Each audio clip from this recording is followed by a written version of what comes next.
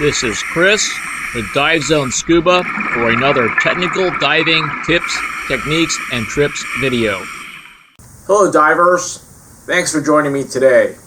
The subject of today's video is life after TDI Decompression Procedures, or PADI TEC 45.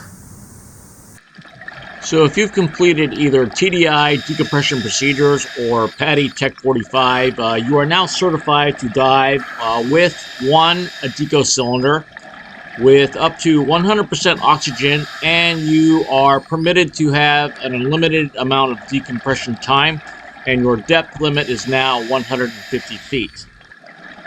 So let's talk about what happens now. So there will be a percentage of divers who have taken one of these courses successfully and will not do any more technical diving. And so usually these are types of divers who took the course originally just to become educated in technical diving in general, or perhaps they wanted to learn more about the whole concept of decompression diving. And then there are some divers that actually need to get more experience, and these are people who may have performed marginally during their course, and before proceeding they should actually get some more experience by going on some additional technical dives. And the third thing that the diver could do is enroll in the next technical diving course. So let's talk about the second and third options for the diver, specifically the advantages and disadvantages of each approach. For divers interested in or needing the more experienced approach, there are four things that need to be considered. The first is, does the diver have all the equipment items that they need? If they didn't obtain those prior to or during the course, they'll certainly need to acquire them after the course. The second one is the issue of competent team members. If you do want to gain more experience, then you want to gain experience with team members who are more competent than you are. It makes no sense whatsoever to try to become more competent by training with less competent team members. Next, there's the suitable training location. Not all diving locations that are suitable for technical dive training are going to be readily available, particularly if the individual diver had to travel to a particular destination to receive the training. And then the last issue is time.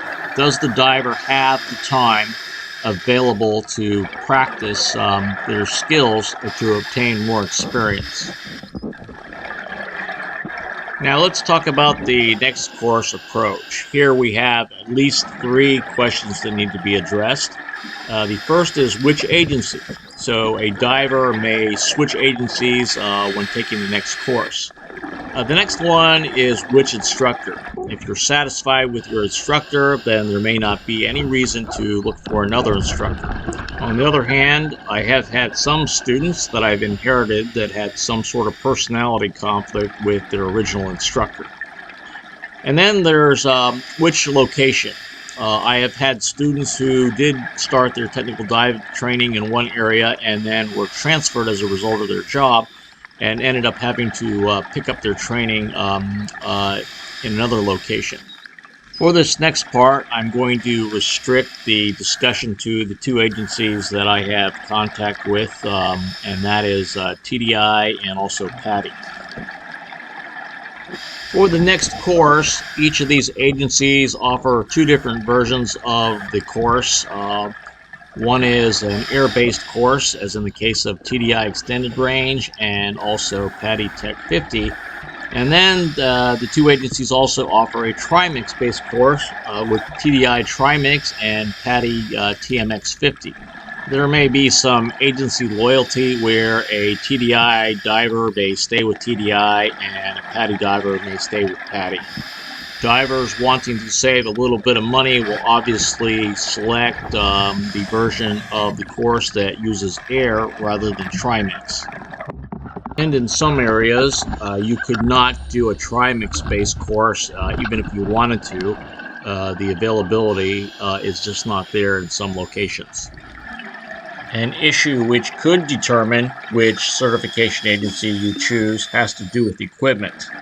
TDI allows significant more flexibility in equipment use than PADI does. For example, TDI allows the use of independent back mount doubles, whereas PADI does not. This is significant as many potential training locations might not have manifolded back mount twin sets.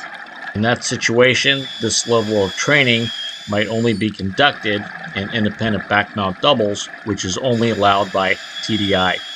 Regardless which of the four courses you actually end up taking, they're going to have the same approximate skills and benefits. So you're going to learn how to handle two Deco tanks. You're going to get more complex dive planning. These courses require increased skill proficiency that are based upon what you previously know, and you'll also be getting deeper depths than the course that you previously were certified in. Despite the fact that you actually have the same basic skills in all four of these courses, the courses are not actually interchangeable, and this has an impact on your future if you decide to continue with your technical diving training. For example, according to TDI, PADI TEC 50 is equal to TDI extended range, but the PADI TMX 50 course is only equal to TDI Heliotrox, not to trimix. TDI Heliotrox is a lower level course with only one Deco cylinder. A similar non-interchangeability issue exists according to PADI. TDI's extended range course is equal to PADI TEC 50, but TDI trimix is only equal to PADI TEC 50 or TMX 50, but not TEC 65, which is a trimix course. If you're confused by all this, don't worry, you're not the only one. Basically, what does all this mean? What it means is that if you like TDI, you can stay with TDI, and if you like PADI, you can stay with PADI.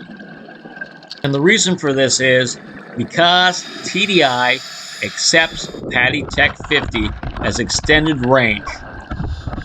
And this is important because TDI accepts extended range for advanced trimix.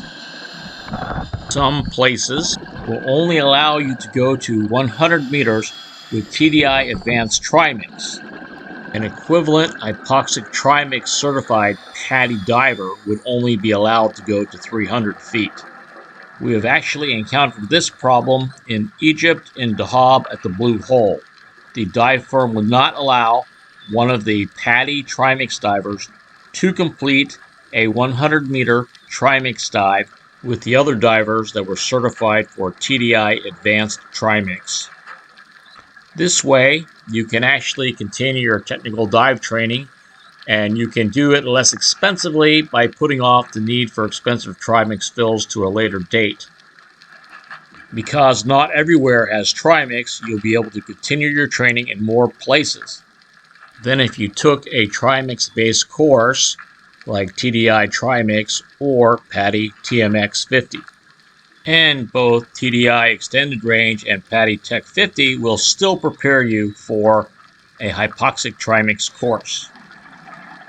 On the other hand, if you're not concerned with the high price of helium and you're willing to be restricted to those locations that do have helium, go ahead and take a helium-based course like TDI Trimix or PADI TMX 50.